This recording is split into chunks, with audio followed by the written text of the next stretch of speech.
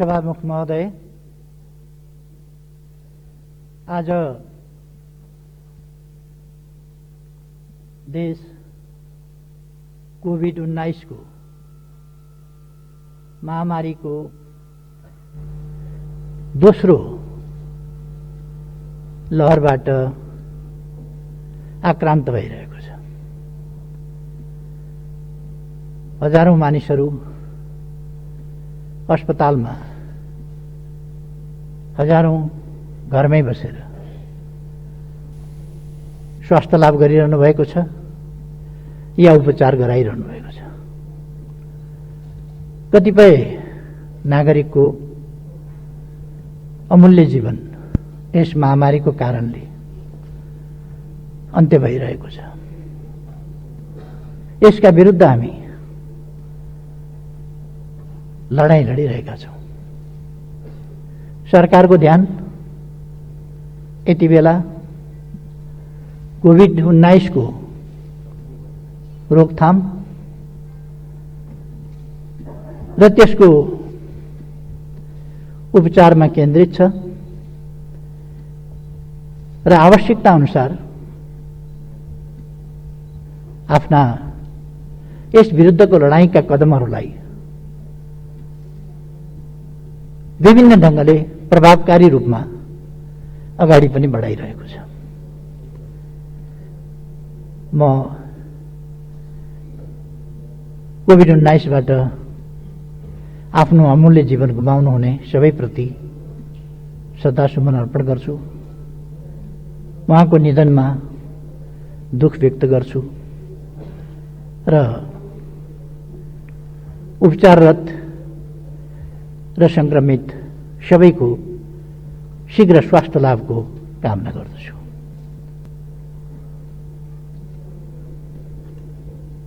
यति बेला हामी सबै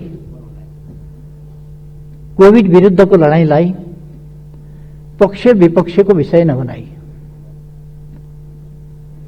हामी सबैको यो अदृश्य भयानक साझा शत्रु, जसले हाम्रो देशलाई मात्रै होइन आज विश्वलाई नै आक्रान्त बनाएको छ। विश्वलाई नै मानवीय क्षति, सामाजिक जनजीवनलाई अस्तव्यस्त बनाउने र अर्थतन्त्रलाई गम्भीर प्रतिकूल असर पार्ने यस्ता खालका कामहरू यस रोगले गरिरहेको छ। यति बेला हामी सबै विचारका भिन्नताहरू अथवा संस्थागत भिन्नता वा कुनै प्रकारका भिन्नताहरूलाई थाती राखेर यसका विरुद्ध एकजुट भएर लड्नुपर्ने आवश्यकता हामी सबैले महसुस गर्नुपर्दछ र यसलाई आफ्नो पक्षका निम्ति कुनै पनि हिसाबले प्रयोग गर्ने खालको सोच हामीमा आउनु पनि हुँदैन। त्यसर्थ म सबैलाई सरकारका प्रयासहरूमा साथ सहयोग दिन र यस अभियानमा सबै पक्ष, सञ्चार माध्यम, राजनीतिक दलहरू, सङ्घ संस्था लगायत सबै एकजुट भएर यस लडाईँमा सामेल हुन र कोभिडलाई पराजित गर्ने हाम्रो साझा उत्तरदायित्व त्यसलाई वहन गर्न सबैमा आग्रह पनि गर्न चाहन्छु। सम्माननीय सभामुख महोदय, यस्तो बेलामा यस्तो परिस्थितिमा आज हामी स्थिरता र स्थायित्वका साथ एकताबद्ध भएर राष्ट्र जनताले देख्ने गरी, जनताले बुझ्ने गरी, अनुभव हुने गरी यस काममा सबै एकजुट भएर लागेको हुनुपर्ने थियो। तर मैले अलिकति दुःखका साथ नै भन्नुपर्छ, हामी त्यसरी जान सकेनौं। कारण जेसुकै होस्, तर हाम्रा गतिविधिहरू, हाम्रा चिन्तनहरू, हाम्रा प्रयासहरू, हाम्रा ध्यानहरू जे कुरामा केन्द्रित हुनु पर्थ्यो त्यस कुरामा केन्द्रित हुन सकेनन्। सरकारले आफ्नो ध्यान कोभिड विरुद्धको लडाईँमा केन्द्रित गर्न चाह्यो, विकासका प्रश्नहरूमा केन्द्रित गर्न चाह्यो, सामाजिक जनजीवनमा बढी क्षति र खलबलाहट पैदा हुन नपाओस्, अर्थतन्त्रमा प्रतिकूल असर न्यून गर्न सकियोस्, यस कुरामा सरकार लाग्यो। तर सरकारले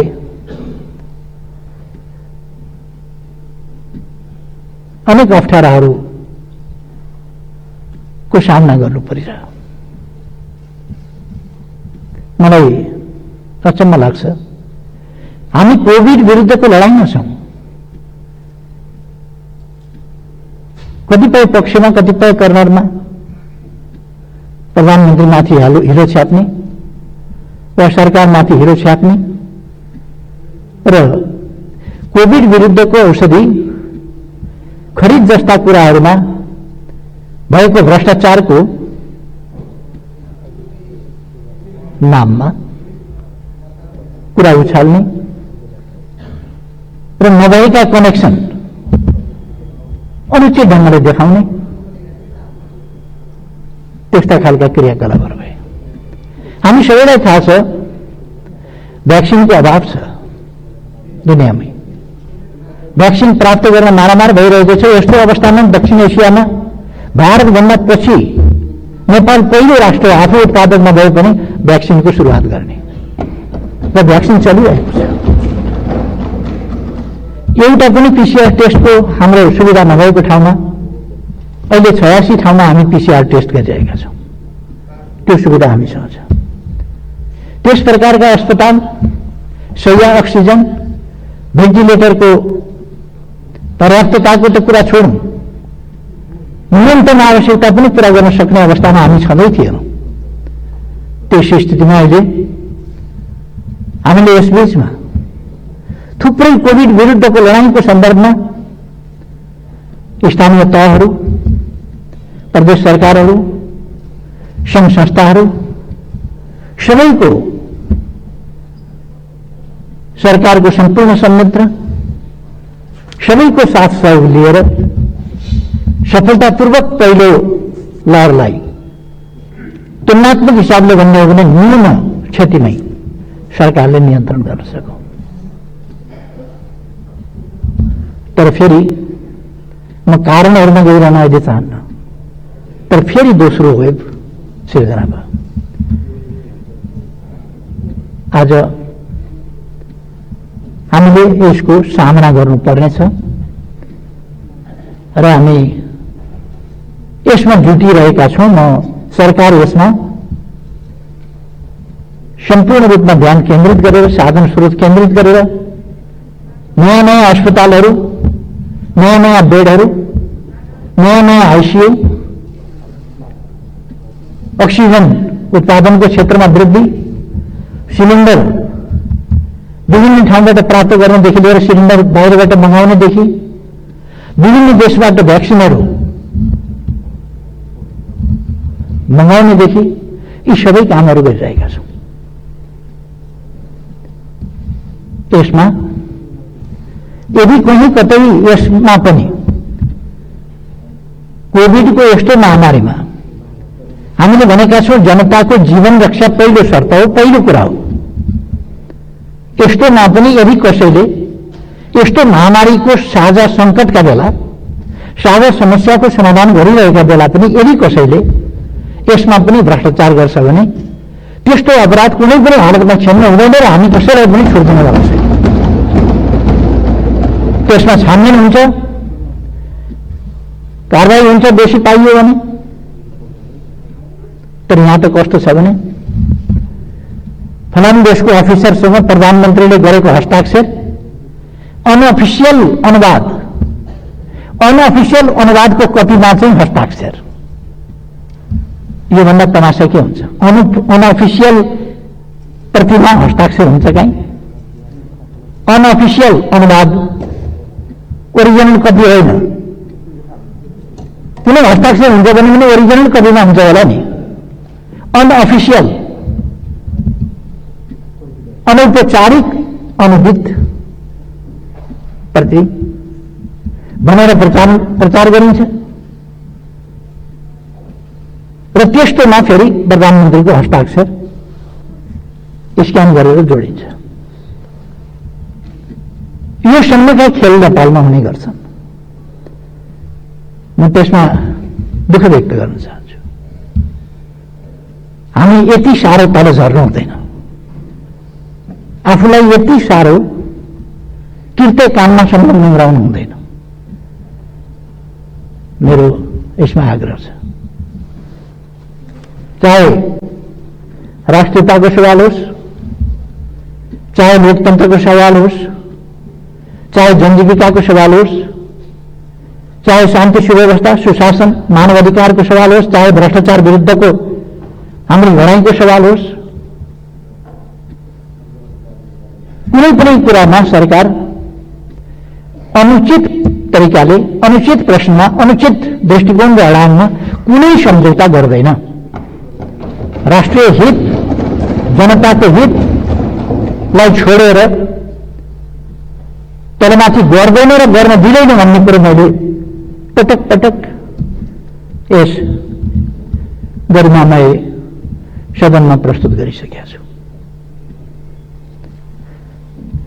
यस सम्बन्धमा मैले धेरै केही भन्नु छैन। खालि मैले यस्तो परिस्थितिमा आज हामी राजनीतिक अवस्थाको कारणले मैले यस सदनको ममाथि विश्वास छ भन्ने कुराको पुष्टि गर्न आवश्यक ठानेकोले आज यो प्रस्ताव राख्न म यहाँ उभिएको छु। म विश्वास गर्छु हामी संलग्नतामा होइन, म कहाँ संलग्न छु, मेरो संलग्नता कहाँ छ भन्ने कुरामा होइन, हामी सार्वभौम जनताको प्रतिनिधित्व गरेर यहाँ उभिएका छौं। सार्वभौम जनताको भावना र हितहरूको प्रतिनिधित्व हामी गर्छौं। यस्तो अवस्थामा हामीले विचारको आग्रहका साथ होइन, आफ्ना स्वार्थहरूबाट निर्देशित भएर होइन, हामीले म कहाँ छु, कहाँ आबद्ध छु, कहाँ सम्बद्ध छु भनेर होइन, आबद्धता वा संलग्नतालाई हेरेर होइन,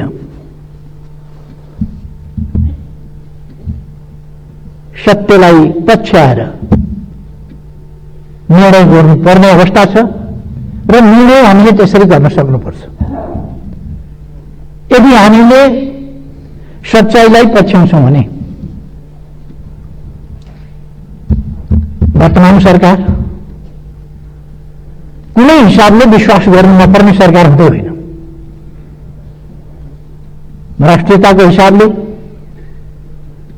राष्ट्रियताको प्रश्नमा मैले धेरै भन्नु पर्ला जस्तो लाग्दैन। एउटा अन्य परीक्षा होइन, राष्ट्रिय हितको रक्षा सम्वर्धनको प्रश्नमा, राष्ट्रियताको रक्षा र सम्वर्धनको प्रश्नमा, स्वाधीनता स्वतन्त्रताको वास्तविक अर्थमा व्यवहारिक रूपमा कार्यान्वयन गर्ने सन्दर्भमा, भौगोलिक अखण्डताको रक्षा र पहरेदारी गर्ने सन्दर्भमा, राष्ट्रिय हितलाई सर्वोपरि राखेर व्यवहार गर्ने सन्दर्भमा र राष्ट्रिय स्वाभिमानलाई माथि उठाउने सन्दर्भमा वर्तमान सरकारले कुनै पनि कसर नराखेको कुरा यो तर्कभन्दा माथि छ तथ्यहरूले यसलाई तर्क गरिरहनु पर्ने होइन, तस्बिर आफै बोल्छ भने जस्तो। सत्यहरू आफै बोल्छन्, हाम्रा व्यवहार आफै बोल्छन्, हाम्रा उपलब्धिहरू आफै बोल्छन्, हामीले प्रस्तुत गरेका दृष्टिकोणहरू आफै बोल्छन्, हामीले लिएका उडानहरू आफै बोल्छन् र हामीले प्राप्त गरेका उपलब्धिहरू आफै बोल्छन्।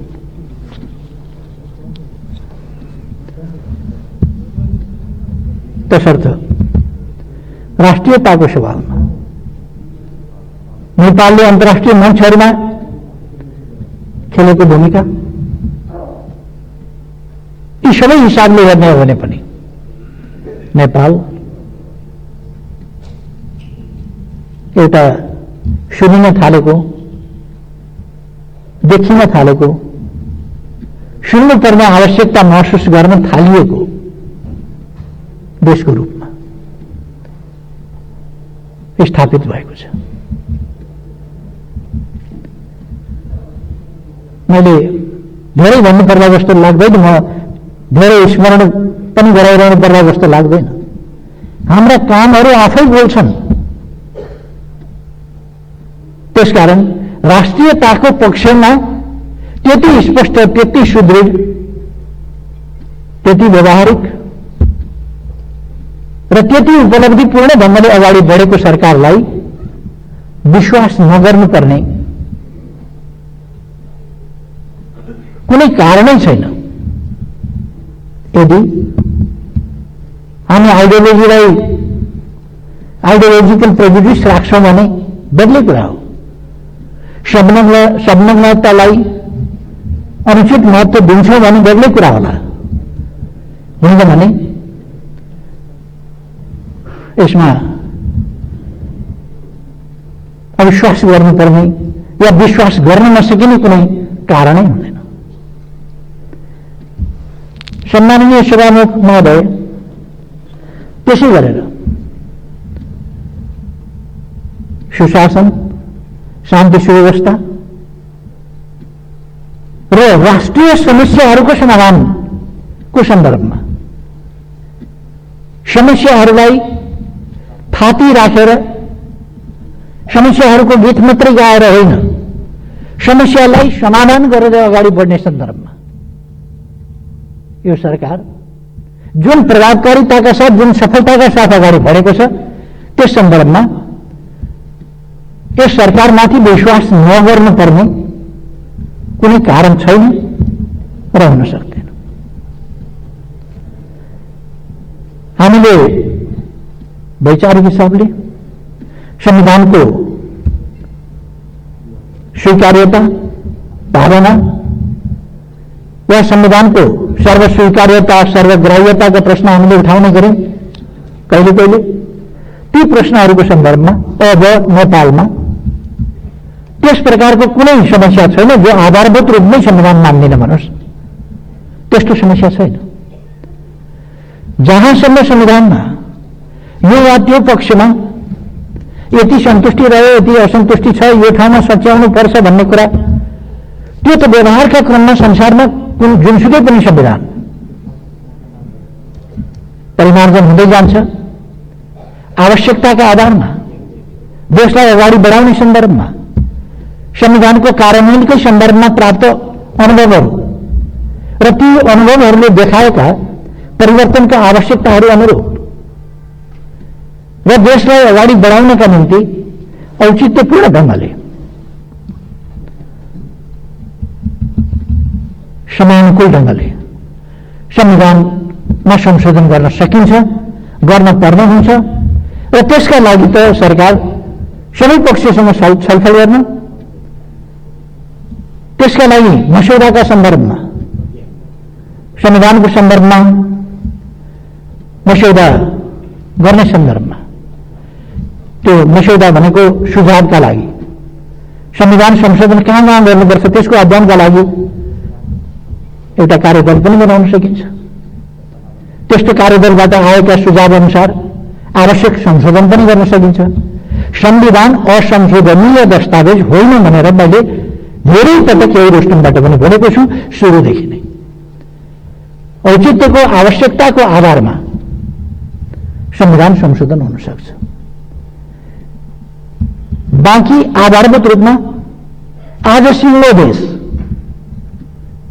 अब कसैले विखण्डनको राजनीति बोक्दैन, विखण्डनको राजनीति विभाजनको राजनीति होइन। देशको सार्वभौम सत्ता, स्वाधीनता र भौगोलिक अखण्डताको सन्दर्भमा अब कुनै विवाद छैन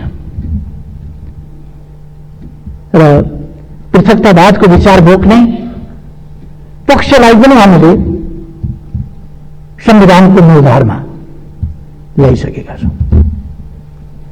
त्यसै गरेर राजनीतिक उद्देश्य प्राप्तिका लागि अथवा आफ्ना माग र आकांक्षाहरू पूरा गर्नका लागि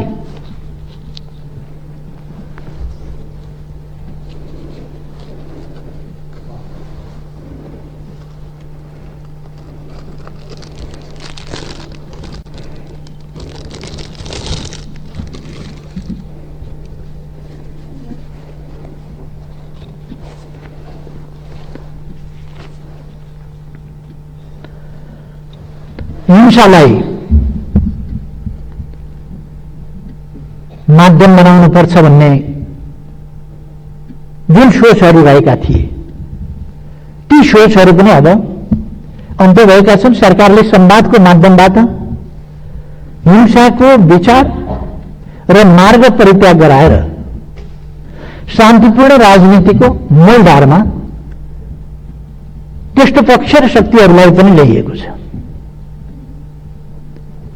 यस्ता सफलताहरू दशकौंदेखि नेपालमा हिंसाको राजनीति अनवरत थियो अथवा राजनीतिका नाउँमा राजनीतिक उद्देश्य वा अभिष्ट प्राप्त गर्नका निम्ति हिंसाको पक्षपोषण त्यसको अवलम्बन गर्ने शक्तिहरू थिए। त्यसले देशमा एउटा भएको र क्षतिको स्थिति लगातार राखेको थियो, त्यो अन्त भएको छ। यी के ऐतिहासिक र ठूला उपलब्धिहरू होइन, यस्ता उपलब्धिहरू यही सरकारले गरेको छ। पुराना अपराधहरू पत्ता लगाएर दोषीहरूलाई कठघरामा ल्याइएको छ, ल्याइँदैछ। सफलता नदेख्ने एकाध सफलता प्राप्त गर्न अलिकति विलम्ब भयो भने त्यो देख्ने र त्यसलाई अत्यन्तै बढाई चढाइकन बुझ्ने यो खालका तरिकाहरूमा हामी जानु हुँदैन भन्ने मलाई लाग्छ। सरकारका प्रयासहरू कस्ता छन्, गरिरहेको छ कि छैन, कुनै कुरामा सफलता प्राप्त गर्न अलिकति समय पनि लाग्न सक्छ, प्रश्न त्यति मात्रै हो। तर सरकार सफल भएर छोड्छ। हिजोदेखिका विभिन्न खालका अपराधिक क्रियाकलापहरूको सन्दर्भमा छानबिन गर्ने र दोषीमाथि कारवाही गर्ने काम वर्तमान सरकारले गरेको छ। यसले मैले पहिले नै भने दोषीको अनुहार हेरेर कारवाही गर्ने कि नगर्ने होइन, निष्पक्ष न्याय निरूपण भइसकेपछि वा त्यसरी गरिएपछि अनुहार हेर्ने गरिएको छैन। कुनै आग्रहवश, पूर्वाग्रहवश, प्रतिशोधका हिसाबले कुनै प्रकारको क्रियाकलाप वर्तमान सरकारले गर्दैन। अराजनीतिक हत्कण्डा अपनाउनु या त्यस्ता अनुचित अराजनीतिक गैर कानूनी तरिकाले त्यस्ता कामहरू गर्दैन। मैले पहिले पनि यस सम्मानित सदन समक्ष यी कुराहरू राखिसकेका छु। त्यसकारण यस सरकारलाई विश्वास नगर्नुपर्ने कुनै कारणै छैन।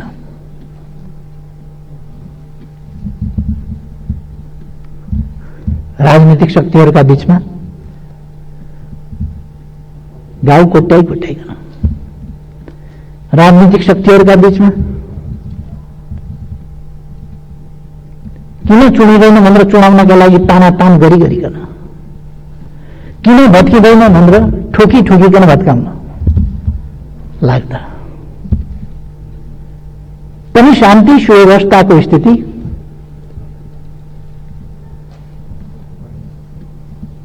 राम्रो छ।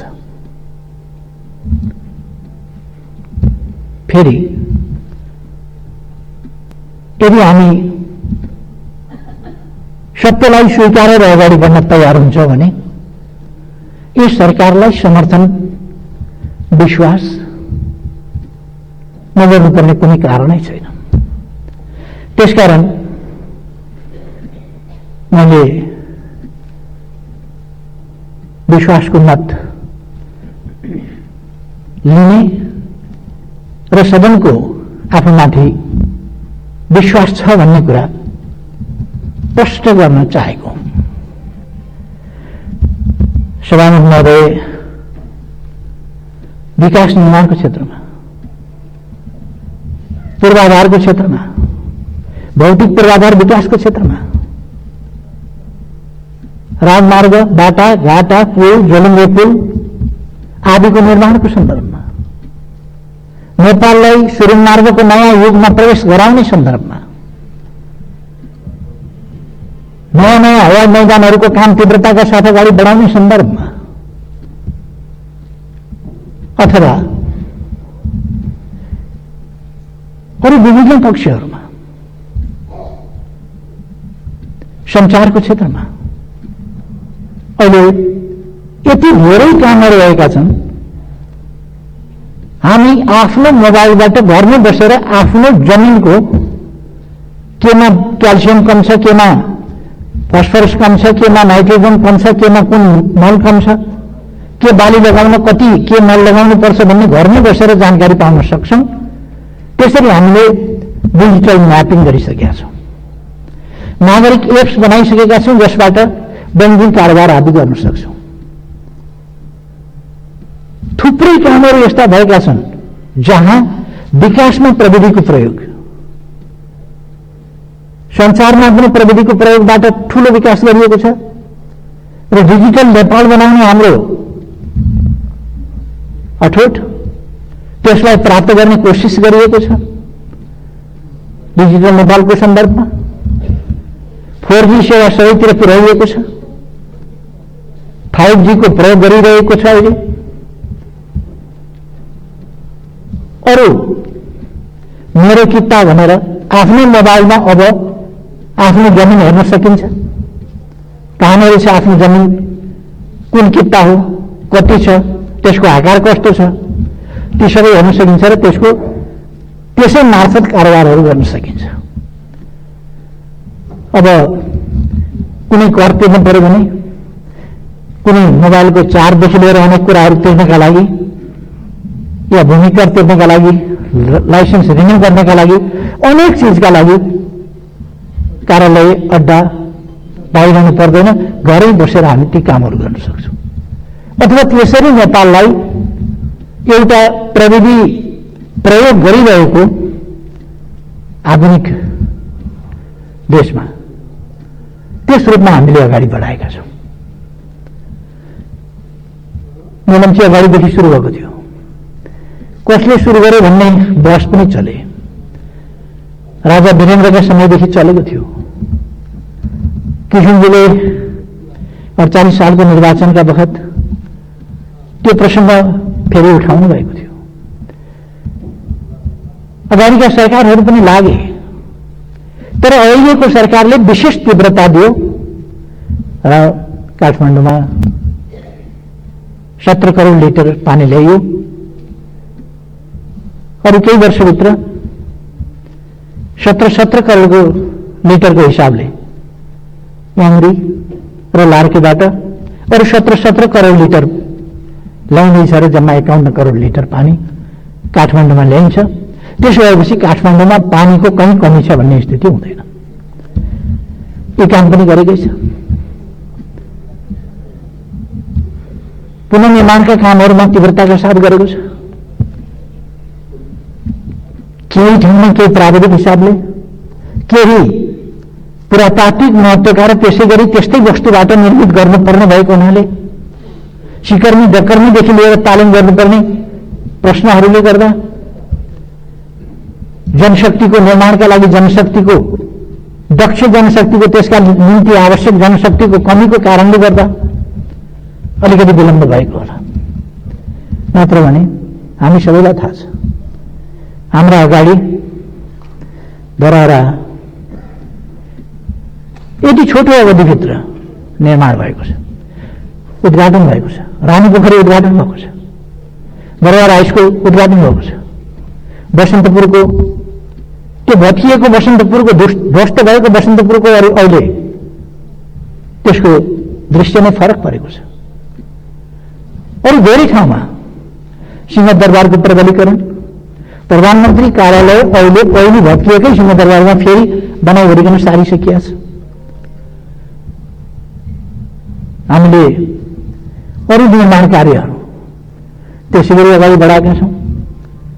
अस्पताल, विद्यालय, अरू निजी आवासहरू र पुरातात्विक महत्त्वका ऐतिहासिक धरोहरहरूको पुनर्निर्माण कार्य यिनीहरू असाधारण ढङ्गले भएको छ। मैले भन्ने गरेको छु नि, लगभग वर्षमा 10 किलोमिटर जस्तो बाटो बन्ने ठाउँमा दिनमा 6 किलोमिटर बाटो बनिरहेको छ। दिनमा 6 किलोमिटर कालोपत्रो बाटो बनिरहेको छ, जबकि वर्षमा 10 किलोमिटर बन्ने स्थिति हो। यो रफ्तार, यो तीव्रता आजको सरकारले दिएको छ।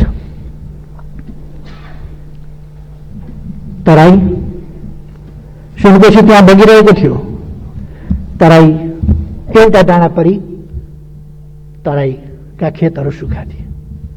अहिले सुनकोशी मरिन डाइभर्सन, त्यसलाई बागमतीमा लगेर सिँचाइ गर्ने काम 5 वर्षभित्र त्यसलाई सम्पूर्ण रूपले पूरा गर्न र सञ्चालन गर्ने गरी शिलान्यास भइसकेको छ र काम अगाडि बढेको छ।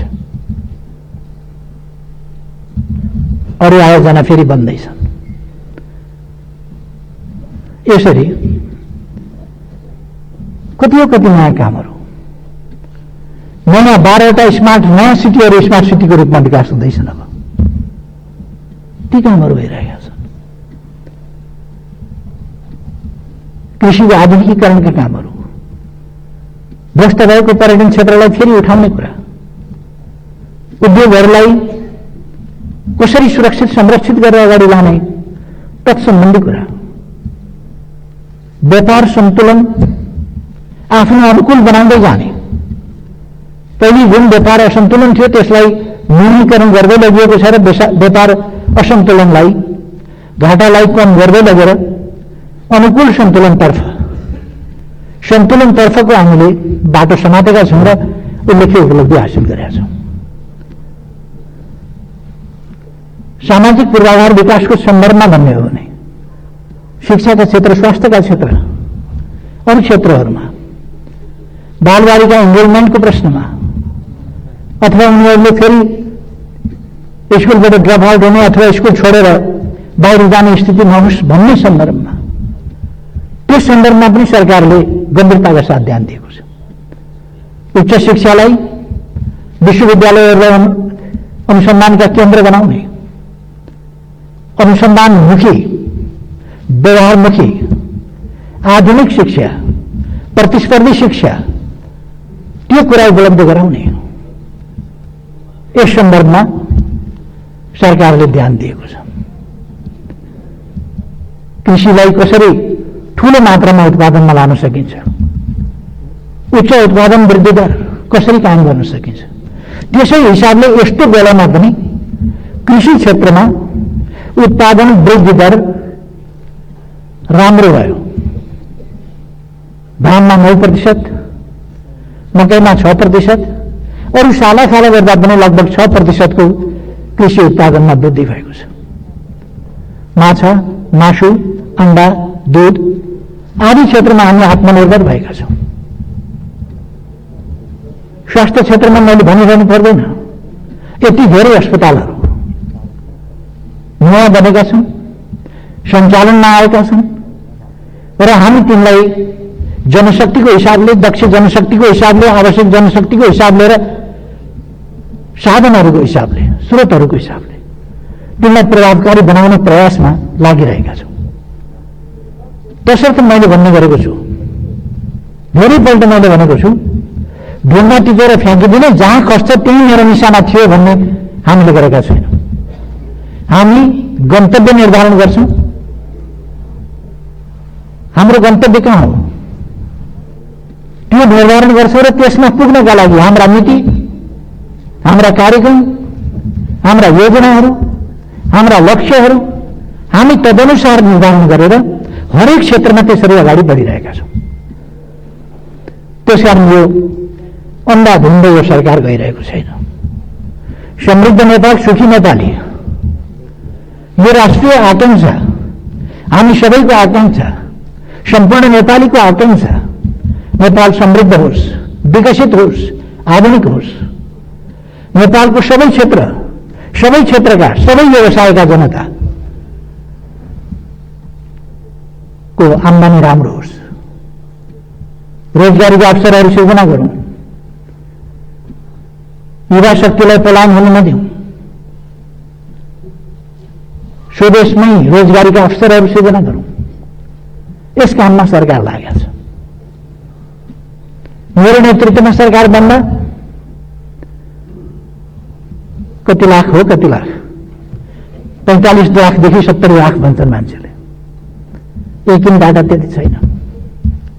त्यत्रो संख्यामा युवाहरू अवसरको खोजीमा बाहिर, रोजगारीको खोजीमा बाहिर त्यो स्थिति थियो र त्यस स्थितिमा सरकार जिम्मा लिएर एकै रातमा जादुको छडीले जस्तो कन्ट्र्याक्ट गरेर गइसकेका मान्छेहरूलाई फिर्ता ल्याउने अथवा त्यो एउटा सिलसिला र यहाँ बाँझै रहेका घर खेतहरू एकैचोटि हराभरा हुँदैन थिए। जनतालाई मोटिभेट गर्ने, इन्सेन्टिभ दिने, त्यसबाट उनीहरूलाई प्रेरित गरेर काममा उत्पादनका लागि लगाउने लगायतका कामहरू हामीले गर्नु पर्थ्यो। ती काम हामीले गरेका छौं। त्यस दिशामा हामी लागेका छौं। त्यसकारण रोजगारीका कार्यक्रम, स्वरोजगार कार्यक्रम, युवा स्वरोजगार कार्यक्रम लगायत महिला उत्थानका कार्यक्रम, यी कार्यक्रम गरेका छौं। त्यसै गरेर हामीले समाजलाई समाज जस्तो एउटा भद्रगोल स्थितिमा होइन। कोही सडकमा बालबालिका फालिएको छ, सडकमा कोही भिकमंगा भएर बालबालिका हिँडेको छ अथवा मान्छे अलपत्र भएर हिँडेको छ, त्यो स्थितिलाई अन्त गर्ने दृढ संकल्पका साथ हामीले सडक बालबालिका मुक्त देश यही 78 सालभित्र सम्पूर्ण रूपले बनाउने भनेर अहिले पनि हामीले सडक बालिका मुक्त गरेका छौं। काठमाडौँमा पहिले हाम्रा सन्तानहरूलाई, ससाना बालबालिकाहरूलाई अलपत्र पार्ने र तिनलाई खाते भन्ने उपनाम दिएर अपमान गर्ने त्यस प्रकारको स्थिति थियो। अब नेपालबाट डिक्सनरीमा खाते भनेको उहिले नै सडकमा अलपत्र छोडिएका, सरकारले पनि नहेरेका, अभिभावक पनि नभएका, दुःख पाएका बालबालिकालाई भनिन्थ्यो भन्ने अर्थ राखिएला। तर त्यसको वर्तमान सन्दर्भमा कुनै अर्थ छैन भन्ने कुरा पनि डिक्सनरीमा लेखिन्छ। त्यो एउटा डेड ल्याङ्ग्वेज, डेड वर्डको रूपमा प्रयोग हुन्छ खाते भन्ने कुरा। त्यसै गरेर बेगर, असहाय मान्छेहरू, सडक सहयोगापेक्षी मान्छेहरू, त्यो रहन नदिने सरकारको संकल्प छ। त्यस अनुसार प्रभावकारी ढङ्गले सरकारले काम गरेको छ। सरकारले ज्येष्ठ नागरिकहरूका कुरा होस् अथवा औपचारिक अनौपचारिक क्षेत्रका मजदुरका कुरा हुन्, योगदानमा आधारित सामाजिक सुरक्षाका कुरा हुन्, ज्येष्ठ नागरिकहरूलाई 1 लाखसम्मको स्वास्थ्य बीमाको कुरा होस् अथवा स्वास्थ्य बीमाको क्षेत्रमा अत्यधिक जनसङ्ख्यालाई सामेल गर्दै लाने कुरा होस्, यी तमाम कुरामा सरकारले असाधारण महत्त्वका कामहरू गरेको छ, दूरगामी महत्त्वका काम गरेको छ, सकारात्मक काम गरेको छ, जसले नेपाललाई यी 3 वर्षमा एउटा बेग्लै अवधारणा, बेग्लै सोच, बेग्लै उचाइ, मान्छे बस्न लायकको देश, मान्छे बस्न लायकको समाज र हेर्दा लाज नहुने खालको समाज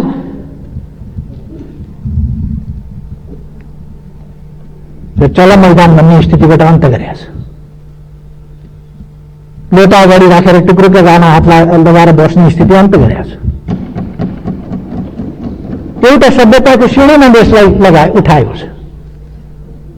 सडक बालबालिका मुक्त, सडक सहयोगापेक्षी मानव मुक्त, भिखारी मुक्त त्यो बनाएको छ र कोही अपवादको रूपमा छ भने त्यो अपवादलाई पनि हामीले 78 सालभित्र त्यो अपवादलाई अन्त्य गर्ने भनेर घोषणा गरेका छौँ। सभामुख महोदय, यी सबै उपलब्धि होइनन् र यी सबै सकारात्मक परिवर्तन होइनन् र यो छोटो समयमा गरिएका एउटा भिजनको कार्यान्वयनका परिणतिहरू होइनन् र हामी राजनीतिलाई के बनाइरहेका छौँ? आज राजनीतिलाई स्वार्थको जुन सोचाउने एउटा अस्त्रको रूपमा मात्रै बुझ्दैछौँ कि देश बनाउने संकल्पको रूपमा बुझ्दैछौँ राजनीतिलाई? राजनीति, सम्माननीय सभामुख महोदय, देश बनाउने, देश र जनताको सेवा गर्ने एउटा माध्यम हो। यो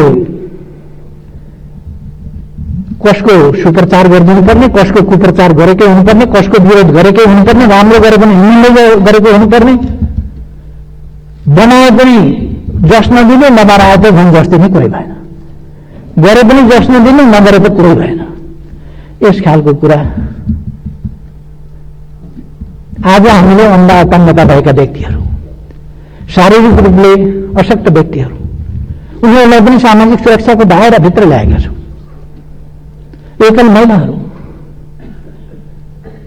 उहाँहरूलाई सामाजिक सुरक्षाको दायराभित्र ल्याएका छौँ। कोही छैन भने सरकार छ, कसैले हेर्दैन भने सरकारले हेर्छ, कसैको अभिभावक छैन भने सरकारले हेर्छ, कसैको सन्तान र सहारा छैन भने सरकारले हेर्छ। सरकार अभिभावक हो, सरकार सहारा हो, सरकार अभिभावक हो, सरकार विकासको अगुवा हो, नीति निर्माता हो, मार्गदर्शक हो। त्यस रूपमा काम गरेको छ र गर्छ सभामुख महोदय। त्यसर्थ मैले विश्वास लिएको छु कि मान्यज्यूहरूले हिँड्नु भन्ने पक्षमा त कसरी रोजा लाउन, कसरी सही गर्न सक्नुहुन्छ सभामुख महोदय? कसरी सक्नुहुन्छ? बाहिरबाट आउँदासम्म अलिक दिन भेट्न आउँदा ओर्दा अलिअलि फोन पनि गर्दैन, प्रधानमन्त्रीले भन्ने रिस पनि अलिक थियो कि असन्तुष्टि पनि थियो कि त्यो पनि अब छोडिदिनुहोस् प्लिज। म काममै लागेर नभएको, काममै लागेर नभएको, मेरो कसैप्रति कुनै आग्रह पूर्वाग्रह छैन। यस सदनले मलाई निर्वाचित गरेको, यस सदनको बलले 3 वर्षभन्दा बढी सभामुख महोदय म प्रधानमन्त्रीको हैसियतमा यस्तो स्टममा उभिएको छु। यही सदनको बलले, यही सदनको बलले फेरि पनि रहन्छु भन्ने मलाई विश्वास छ, किनभने सदनको विवेकमाथि म पूर्ण रूपमा भरोसा गर्छु। सभामुख महोदय, मैले धेरै केही भन्नु पर्ला जस्तो लाग्दैन। हामीले मानव अधिकारको क्षेत्रमा होस्, वातावरणको क्षेत्रमा होस्, अरू क्षेत्रमा होस्, अनेक क्षेत्रमा असाधारण काम गरेका छौँ। हामीले सगरमाथा संवाद राखेका थियौँ, कोभिडको कारणले हुन सकेन, अब आउँदो अक्टोबरतिर राख्ने भन्ने विचार गरेका छौँ। र मलाई विश्वास छ कोभिड हामी छिटै नै नियन्त्रण गर्न सक्छौँ। कोभिडलाई पराजित गर्ने सबभन्दा महत्त्वपूर्ण कुरा कोभिड सर्न नदिनु हो। कोभिड सर्न नदिएपछि कोभिड पराजित गर्न सकिन्छ। त्यसका लागि मास्क लगाउँ, सामाजिक दूरी कायम राखौँ, सेनिटाइजरको प्रयोग गरौँ, हात धौँ, स्वास्थ्य मापदण्डहरू बराबर प्रचार भएका छन्। यो हामी सबैका लागि हो। ओहदा जेसुकै होस्, कोरोनाले ओहदा चिन्दैन। सोशल स्ट्याटस चिन्दैन। त्यसकारण केही पनि नचिन्ने भएको हुनाले हरेकले कोरोनालाई पराजित गर्न हरेकको योगदान आवश्यक छ। हरेकको योगदान, हरेक नेपाली दाजुभाइ दिदीबहिनीहरूलाई पनि यस सदन मार्फत म आग्रह गर्न चाहन्छु, कोभिड-19 विरुद्धको यस अभियानमा हामी फेरि पनि लागौं। सरकार जसको बन्ला जस्तो बन्ला बेग्लै कुरा हो। यसो भनेपछि कतिपय साथीहरूलाई फेरि कसको बन्ला कस्तो बन्ला भन्दा मैले यो सैद्धान्तिक रूपमा भनेको यस सदनले अर्को नछुँदै अर्कोलाई बनाउँछ प्रधानमन्त्री भन्ने म कसरी चिताउँछु र? यस्तो काम मैले अहिले भनेका यति काम गरेको ठाउँमा। त्यसैथ सभामुख महोदय, म यस गरिमामय सदनको आज पनि बाहिरका हल्लाखल्लाहरू बेग्लै हुन्। सभामुख महोदय, विवादित प्रतिनिधि सभा पुनर्स्थापना गरियो। पुनर्स्थापना भएपछि प्रधानमन्त्री बाहिर भन्यो प्रधानमन्त्री भएन भनेर।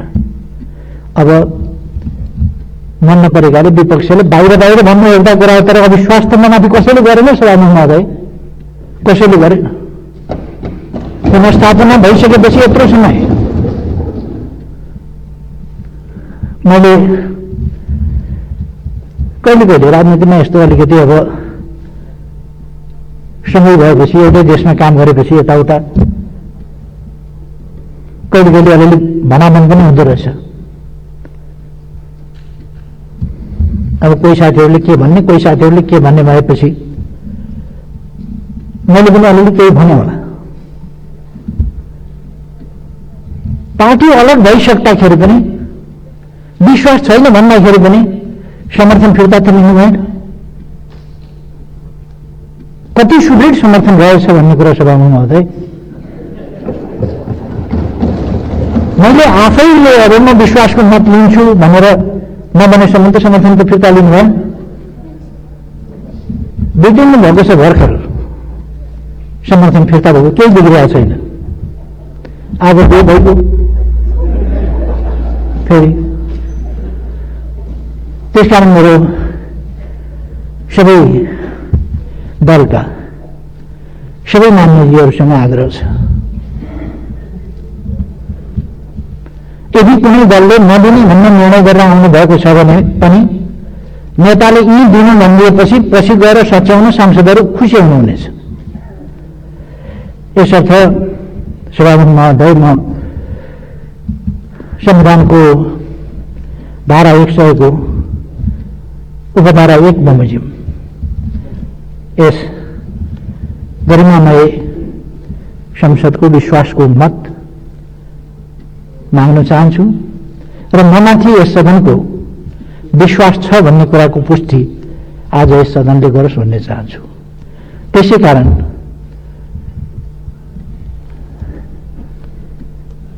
प्रतिनिधि सभा नियमावली 2075 को नियम 52 को उपनियम 2 बमोजिम ममाथि यस प्रतिनिधि सभाको पूर्ण विश्वास छ भन्ने कुरा